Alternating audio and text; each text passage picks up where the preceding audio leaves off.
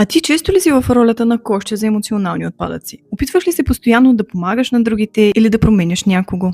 Много от вас ми пишат: помагам на хората, давам от енергията си, опитвам се по всякакви начини, но то просто не се случва. Каква е причината? Какво правя грешно? Първата и най-важна стъпка на истинския лечител е това да проумее, че човека от среща е напълно окей да не бъде излекуван. Защо? Защото някои хора идват с вярването: мен никой не може да ме излекува, нищо не може да ми помогне. И когато действително не се излекуват, те идват при тебе и ти казват: видя ли? Аз ти казах. И действително тогава лечителя всъщност е помогнал. Той е бил огледалото на човека, който е искал да излекува.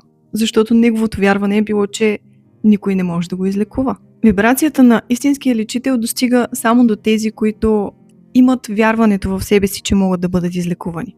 И простата причина е това, че никой лечител не може да те излекува.